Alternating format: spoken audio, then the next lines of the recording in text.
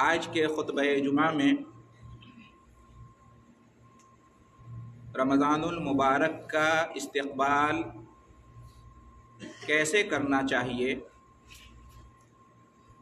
رمضان المبارک کی آمد سے پہلے ہمیں کس طرح کی تیاری کرنی چاہیے، اس پر گفتگو ہوگی۔ جیسا کہ ہم سب جانتے ہیں کہ امسال کا رمضان کا مبارک مہینہ نیکیوں کا مہینہ، قرآن کا مہینہ، روزے کا مہینہ، صدقات و خیرات کا مہینہ، عمرہ کا مہینہ ہمارے سروں پر سایہ فگن ہونے والا ہے۔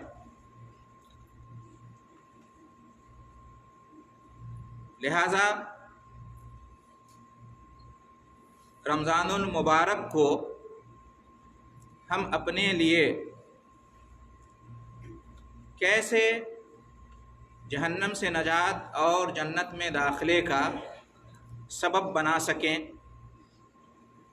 اپنی سعادت کا ذریعہ بنا سکیں، ہم ایسا کچھ کیا کریں کہ جن کے ذریعے سے ہم رمضان المبارک کی برکتوں کو اور اس میں اللہ کی طرف سے نازل ہونے والی رحمتوں کو اور اجر و ثواب کو اپنے دامن میں سمیٹ سکیں۔ تو آئیے اس تعلق سے 10 پوائنٹس میں آپ کے سامنے میں بات رکھتا ہوں۔ نمبر 1، رمضان المبارک کے آنے سے پہلے یا اس کے قریب ہمیں جو کام کرنے چاہیے ان میں سے یہ ہے کہ ہم اللہ رب العالمین سے دعا کریں کہ ہمیں رمضان المبارک کا مہینہ نصیب فرمائے، اس لیے کہ رمضان برکتوں کا مہینہ ہے، رحمتوں کا مہینہ ہے، نیکی کمانے اور اجر و ثواب کا مہینہ ہے۔ تو ہمیں یہ مہینہ نصیب ہو جائے، یہ مہینہ آئے تو ہم حیات سے ہوں، صحت سے ہوں، اس لائق ہوں کہ اس مہینے سے ہم فائدہ اٹھا سکیں، اس کی ہمیں دعا کرنی چاہیے۔ اس لیے کہ رمضان المبارک کا مہینہ مل جانا یہ بڑی سعادت کی بات ہے، یہ بڑی خوش نصیبی اور خوش قسمتی ہے کہ کسی کو رمضان کا مہینہ مل جائے، ایک موقع مل جاتا ہے گناہوں کی مغفرت کا، ایک چانس مل جاتا ہے درجات کی بلندی کا، سنہری موقع ہوتا ہے کہ ہم اپنی نجات اور جنت میں داخلہ کی سرٹیفکیٹ اللہ رب العالمین سے حاصل کر لیں۔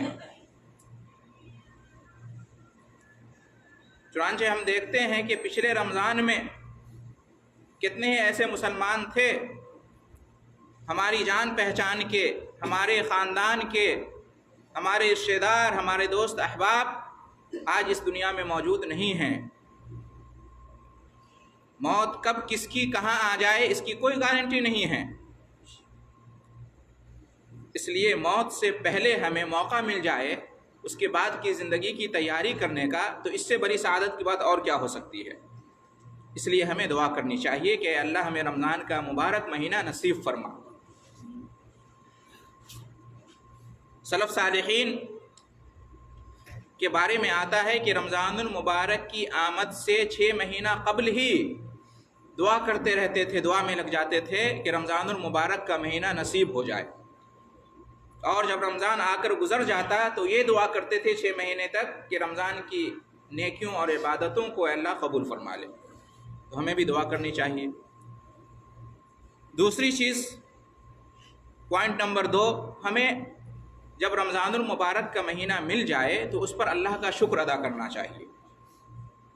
رمضان المبارک کا مہینہ ہمیں مل جائے اور ہمیں اس میں توفیق حاصل ہو جائے کہ ہم روزہ رکھیں، نماز پڑھیں، قرآن کی تلاوت کریں، صدقہ خیرات کریں وغیرہ وغیرہ، تو اس پر ہمیں اللہ کا شکر ادا کرنا چاہیے کہ یہ سب اللہ کے فضل اور اس کی رحمت سے ہوا ہے،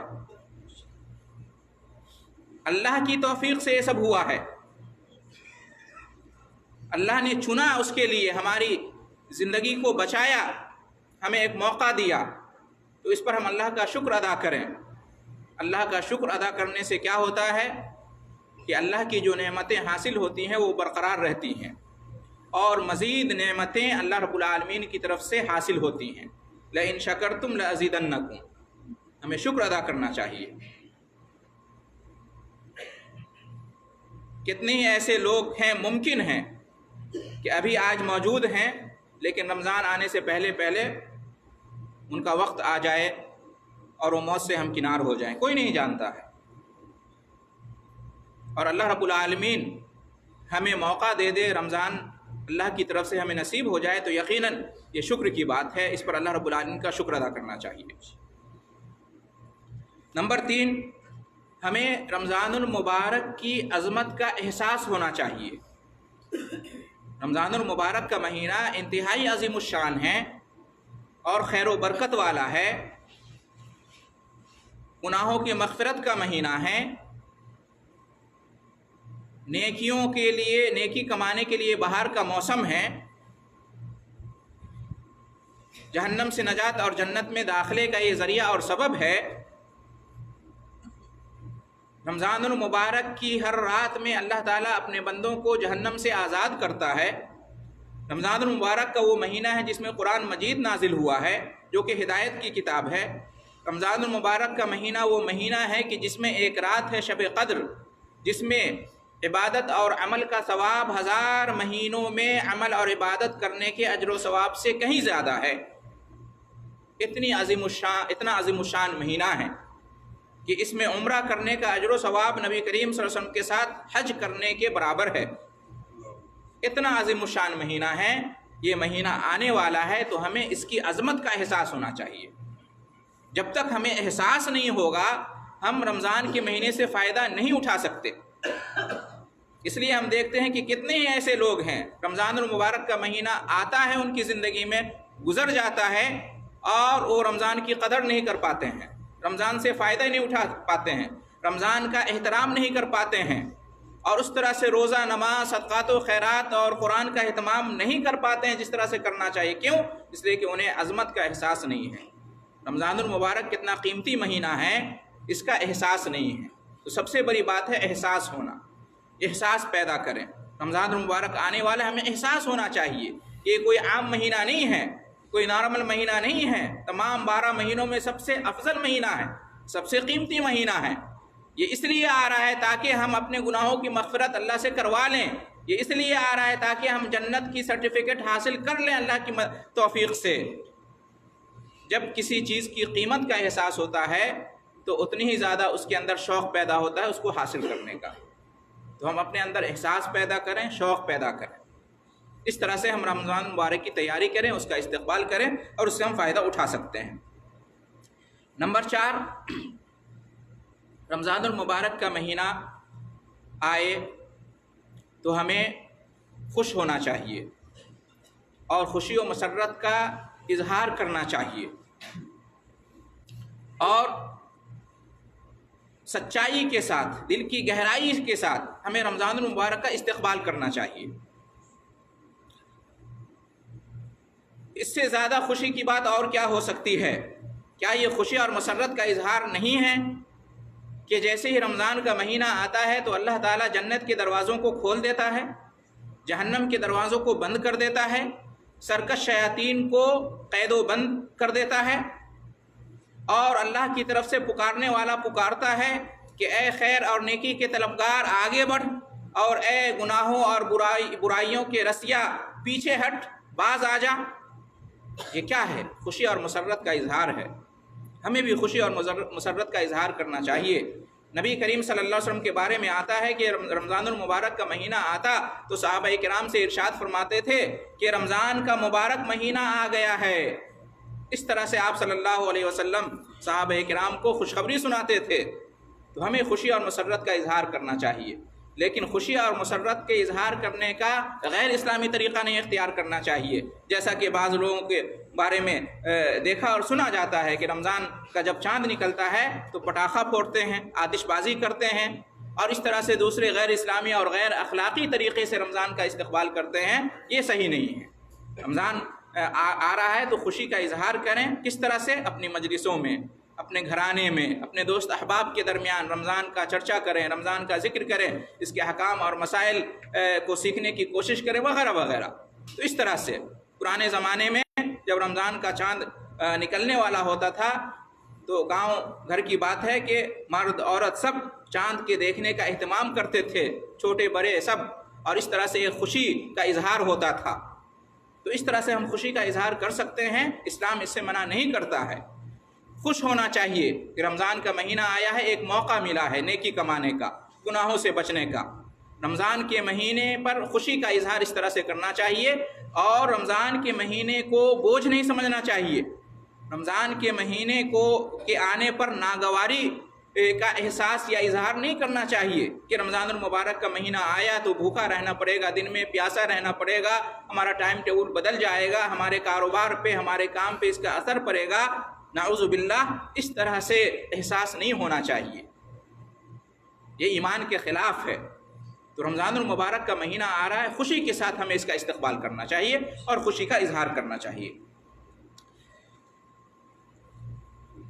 اسی طرح سے نمبر 5، رمضان المبارک کا مہینہ آنے والا ہے تو ہمیں عزم مصمم کرنا چاہیے، پختہ ارادہ بنانا چاہیے کہ رمضان کا مہینہ آیا ہے تو ہم اس سے فائدہ اٹھائیں گے، رمضان کا مہینہ ہمیں ملا ہے تو ہم اس کو اپنی نجات کا ذریعہ بنائیں گے، رمضان کا مہینہ نصیب ہوا ہے تو اسے جنت میں داخلے کا سبب بنائیں گے، رمضان کا مہینہ ملا ہے تو ہم روزہ رکھیں گے، رمضان کا مہینہ ملا ہے تو ہم نماز کا اہتمام کریں گے، صرف فرض ہی نہیں بلکہ نفل نماز کا بھی، تراویح کی نماز کا بھی اہتمام کریں گے۔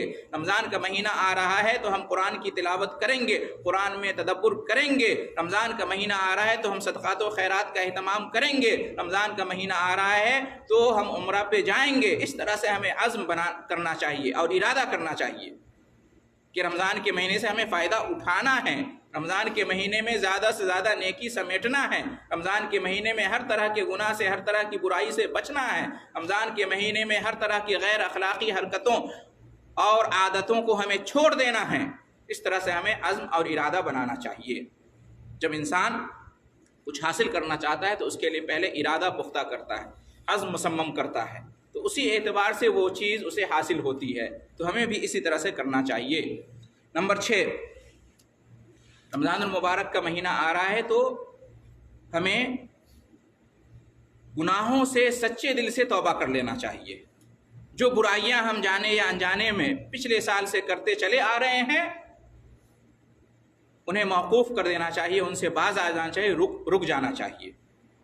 اب بہت ہو گیا، پچھلا رمضان جیسے تیسے گزر گیا، پچھلا سال ہمارا جیسے تیسے گزر گیا، ہم نے نیکیوں کا اہتمام نہیں کیا، برائیوں سے بچنے کی ہماری فکر نہیں ہوئی، لیکن اب جو آ رہا ہے رمضان، اب رمضان جو آ رہا ہے تو ہمیں گناہوں سے ہر حال میں بچنا ہے، چھوٹے بڑے تمام گناہوں سے، چھوٹی بڑی تمام برائیوں سے، کھلے چھپے تمام گناہوں سے، ظاہری اور باطنی تمام گناہوں سے ہمیں بچنا ہے۔ یہ عزم اور ارادہ ہونا چاہیے۔ جب رمضان کا مہینہ آتا ہے تو اللہ تعالیٰ کی طرف سے پکارنے والا پکارتا ہے، یا باغی الخیر اقبل و یا باغی الشر اقصر، اے خیر اور نیکی کے چاہنے والے آگے بڑھ، اور اے گناہ اور برائی کے چاہنے والے پیچھے ہٹ، باز آ جا۔ ہمارے پاس دل ہو تو ہم اس پکار کو سن سکتے ہیں اور اس پر ہم عمل کر سکتے ہیں۔ تو ضروری ہے کہ ہم توبہ اور استغفار کریں اپنے گناہوں سے۔ یاد رکھیں، اسلام عمل کا نام ہے، اسلام نیکی کرنے اور گناہ سے بچنے کا نام ہے۔ جنت یوں ہی نہیں مل جائے گی، جہنم سے نجات ایسے ہی نہیں مل جائے گی۔ رمضان کا مہینہ آئے تو ضروری نہیں کہ ہر ایک کی مغفرت ہو جائے، مغفرت اس کی ہوگی جو نیکی کرے گا اور گناہ سے بچے گا، ورنہ کتنے ہی لوگ ہیں بد نصیب، رمضان آتا ہے گزر جاتا ہے، نیکی انہیں حاصل نہیں ہوتی اور مغفرت ان کی نہیں ہوتی۔ نبی کریم صلی اللہ علیہ وسلم نے بھی اس کی طرف اشارہ کیا ہے کہ ایسے لوگ بد نصیب ہیں، بدبخت ہیں۔ تو رمضان کا مہینہ آیا ہے کرنے کے لیے، ہمیں کرنا ہوگا، نیکی کرنی ہوگی، گناہ سے بچنا ہوگا، تب ہمیں اس کا فائدہ ملے گا، ورنہ صرف سحری اور افطار کر لینے سے اور اسی طرح سے دکھاوے کے لیے روزہ رکھنے سے کوئی فائدہ نہیں ہوگا۔ اس لیے نمبر 7 یہ بھی ہے کہ رمضان المبارک کے مہینے میں ہم جو بھی نیکی کریں اور گناہوں سے بچیں تو اس کے لیے ہماری نیت خالص ہو، ہم اپنی نیت کو خالص کر لیں، اخلاص نیت ہمارے دل میں ہونا چاہیے۔ ہم روزہ رکھیں گے کیوں؟ اللہ کی رضا کے لیے۔ ہم نماز پڑھیں گے کیوں؟ اللہ کی خوشی کے لیے۔ ہم صدقات و خیرات کا اہتمام کریں گے، مقصد کیا ہے؟ اللہ کی رضا اور خوشی حاصل کرنا۔ ہم رمضان کے مہینے میں تمام نیکیاں کریں گے اور تمام گناہوں سے بچیں گے کیوں؟ تاکہ جہنم سے ہم بچ جائیں، تاکہ جنت میں ہم داخل ہو جائیں۔ یہ مقصد ہونا چاہیے، ریاکاری اور دکھاوا نہیں ہونا چاہیے۔ صرف اس وجہ سے ہم روزے اور تراویح کا اہتمام اور قرآن کا اہتمام نہ کریں کہ رمضان کا مہینہ ہے اور سب کرتے ہیں تو ہمیں بھی کرنا ہی ہوگا، نہیں کریں گے تو لوگ کیا کہیں گے؟ لوگوں کو دکھانے کے لیے اور ریاکاری کے لیے اور لوگوں کے طانے سے بچنے کے لیے، لوگوں کی شاباشی اور تعریف حاصل کرنے کے لیے نہیں، پھر کوئی فائدہ نہیں ہوگا۔ ریاکاری اور دکھاوا جس میں آ جاتا ہے، آخرت کا مقصد نہ ہو بلکہ دنیاوی مقصد اگر کسی عمل میں آ جاتا ہے تو اس کا اجر و ثواب ضائع ہو جاتا ہے، محنت بیکار چلی جاتی ہے۔ اس لیے اپنی نیت کو خالص کریں۔ صرف یہ نہیں کہ کلچر ہے مسلمانوں کا رمضان میں روزہ رکھنا تو ہمیں روزہ رکھنا چاہیے، ہم رکھیں گے، ایک رسم نبھانے کے لیے نہیں، بلکہ خالص اللہ کی رضا اور خوشی کے لیے کہ اللہ کا حکم ہے، رسول صلی اللہ علیہ وسلم کا یہ طریقہ ہے، ہم کریں گے تو ہمیں جنت ملے گی، جہنم سے نجات حاصل ہوگی۔ یہ مقصد ہونا چاہیے۔ ریاکاری سے دور رہیں، دکھاوے سے دور رہیں۔ اسی طریقے سے نمبر 8، رمضان المبارک سے ہمیں فائدہ اٹھانا ہے اور اس کا استقبال کرنا ہے تو اس کے لیے ضروری ہے کہ ہم اپنے اعمال کو ترتیب دے لیں۔ رمضان المبارک میں ہمیں کیا کرنا ہے، کب کرنا ہے، کیسے کرنا ہے، اس کی ایک روٹین بنا لیں، ٹائم ٹیبل بنا لیں، قلم کاغذ لے لیں، موبائل پہ لکھ لیں، ایک چارٹ بنا لیں کہ رمضان المبارک میں ہمیں یہ کام کرنا ہے، یہ فرض ہے، ایک لسٹ بنا لیں، یہ فرائض ہیں، روزہ رکھنا فرض ہے، نماز پڑھنا فرض ہے، قرآن کی تلاوت فرض ہے، زکوٰۃ اگر واجب ہو جائے رمضان کے مہینے میں تو زکوٰۃ ادا کرنا فرض ہے۔ فرائض کی ایک لسٹ بنا لیں۔ دوسری طرف سنت اور نوافل کی لسٹ بنا لیں کہ یہ سنت ہے، یہ نفل ہے۔ اس کا فائدہ کیا ہوگا کہ جو فرض ہے ہم اس کا زیادہ اہتمام کریں، اس کو اول نمبر پر رکھیں، اس کے بعد سنت اور نفل کا اہتمام کریں۔ ہوتا کیا ہے بسا اوقات کہ ہمارے پاس کوئی ترتیب نہیں ہوتی ہے اور وقت ہمارا برباد ہو جاتا ہے۔ ترتیب ہونی چاہیے۔ کامیاب لوگ وہی ہوتے ہیں، دنیاوی اعتبار سے ہوں یا دینی یا اخروی اعتبار سے، جو ترتیب سے اپنا کام کرتے ہیں، ہر کام کو اپنے وقت پر ادا کرتے ہیں۔ کس کام میں کتنا وقت لگتا ہے اتنا ہی وقت دیتے ہیں، اور کس کام میں زیادہ لگتا ہے اس میں زیادہ دیتے ہیں، جس کام میں کم وقت لگتا ہے اس میں کم دیتے ہیں۔ اس طرح سے ہم ترتیب کا خیال رکھیں گے تو رمضان سے خاطر خواہ ہم فائدہ اٹھا سکتے ہیں۔ ہوتا یہ ہے کہ بعض لوگ رمضان کے مہینے میں سنتوں اور نوافل کا تو خوب اہتمام کرتے ہیں لیکن فرائض اور واجبات سے غافل رہ جاتے ہیں۔ ہم دیکھتے ہیں کہ تراویح کی نماز کا خوب اہتمام کرتے ہیں، کرنا چاہیے، نیکی کا کام ہے، لیکن فرائض کا اہتمام نہیں کرتے ہیں۔ ظہر میں سوئے ہوئے ہیں، فجر میں سوئے ہوئے ہیں، عصر میں سوئے ہوئے ہیں، یہاں تک کہ عشاء کی فرض بھی چھوٹ جاتی ہے لیکن تراویح میں ضرور حاضر ہوتے ہیں۔ یہ کیا ہے؟ ترتیب نہیں ہے۔ پہلے فرض ہے میرے بھائیوں، پہلے فرض ادا کریں، سنت اور نفل بعد میں ہیں۔ دونوں کی فکر ہونی چاہیے، فرض بھی نفل بھی، لیکن ایسا نہیں ہونا چاہیے کہ فرض رہ جائے اور نوافل کا ہم زیادہ اہتمام کریں۔ یہ صحیح طریقہ نہیں ہے۔ تو ہمیں ایک ترتیب بنانی چاہیے اور ہمیں اس طرح سے تنظیم کرنی چاہیے اپنے اعمال کی۔ جو سب زیادہ اہم ہے اس پہ ہم زیادہ توجہ دیں، اس کا ہم زیادہ خیال کریں، اس کے لیے ہم زیادہ وقت دیں، تو یہ ہمارا ہونا چاہیے۔ لیکن افسوس کی بات ہے کہ ہمارے پاس ترتیب نہیں ہو پاتی ہے، اس وجہ سے جو ہے نا ہم افطار کا، سحری کا خوب اہتمام کرتے ہیں، لیکن افطار کرتے ہوئے مغرب کی نماز جماعت کے ساتھ ہم نہیں پڑھ پاتے ہیں۔ یہ کیا ہے؟ آپ سنت کے چکر میں فرض کو چھوڑ رہے ہیں۔ سحری کا ہم خوب اہتمام کرتے ہیں، سحری کر لیا سو گئے، اور فجر کی نماز باجماعت گول جب اٹھیں گے دیکھا جائے گا ظہر کے ساتھ پڑھتے ہیں۔ ایسا نہیں ہونا چاہیے۔ آپ سنت کا اہتمام کر رہے ہیں اور دوسری طرف فرض سے غفلت کر رہے ہیں، اس سے کوئی فائدہ نہیں ہوگا۔ فرض زیادہ ضروری ہے، اس کے بعد پھر سنت اور نفل کا نمبر آتا ہے۔ نمبر 9، محترم حضرات، رمضان المبارک سے ہمیں فائدہ اٹھانا ہے تو ہمیں چاہیے کہ رمضان المبارک سے متعلق جتنے بھی احکام اور مسائل ہیں بنیادی اور ضروری طور پر ہم ان کو سیکھ لیں، ان کی جانکاری حاصل کر لیں، اس سے متعلق کتابوں کا مطالعہ کر لیں، اس سے متعلق تقریروں کو سن لیں اور اس سے متعلق علماء کرام سے ہم پوچھ لیں، تاکہ ہم جب رمضان گزاریں تو ہم غلطیوں سے بچیں۔ ایسا نہیں کہ صحیح کو غلط سمجھ لیں اور غلط کو صحیح سمجھ لیں۔ شوق بسا اوقات بہت زیادہ ہوتا ہے، رغبت ہوتی ہے، چاہت ہوتی ہے، لیکن علم نہیں ہوتا، بصیرت نہیں ہوتی تو صحیح غلط کی تمیز نہیں ہو پاتی ہے۔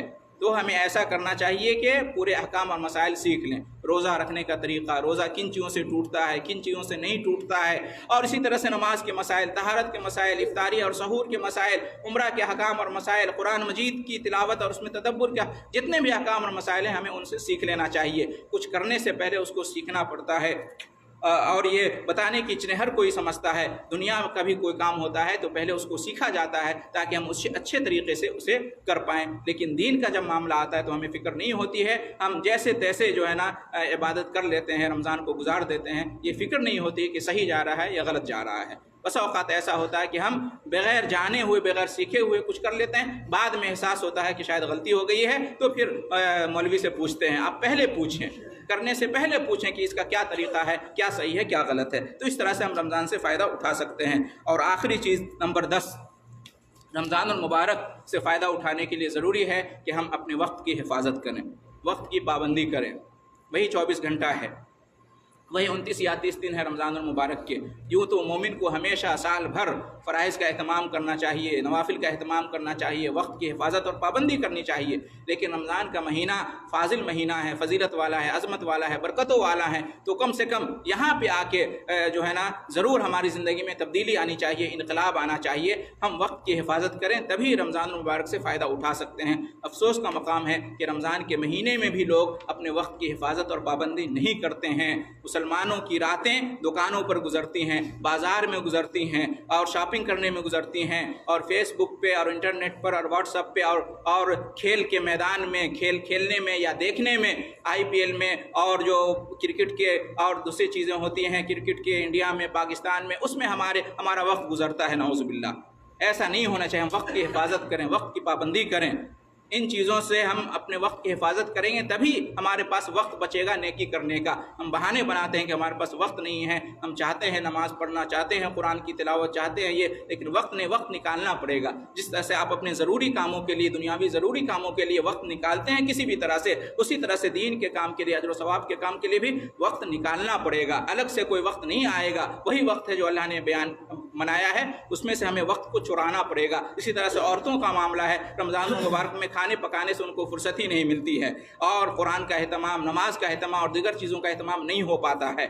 تو ایسا نہیں ہونا چاہیے۔ رمضان کا مہینہ خریدنے، بیچنے اور کھانے پکانے کے لیے نہیں ہے، بلکہ رمضان کا مہینہ اصل میں نیکی کمانے اور گناہوں سے بچنے کے لیے ہے۔ اس کے لیے وقت کا صحیح استعمال کرنا ہوگا۔ تو محترم حضرات، یہ چند نکات ہیں، ان پر اگر ہم عمل کریں گے تو صحیح طریقے سے ہم رمضان کا استقبال کر سکتے ہیں، رمضان کی تیاری کر سکتے ہیں، رمضان سے فائدہ اٹھا سکتے ہیں، اور اس طرح سے رمضان کا مہینہ ہمارے لیے مغفرت کا مہینہ بن سکتا ہے، جہنم سے نجات اور جنت میں داخلے کا مہینہ بن سکتا ہے۔ اللہ تعالی ہم سب کو توفیق عطا فرمائے، آمین۔ وآخر دعوانا ان الحمد للہ رب العالمین۔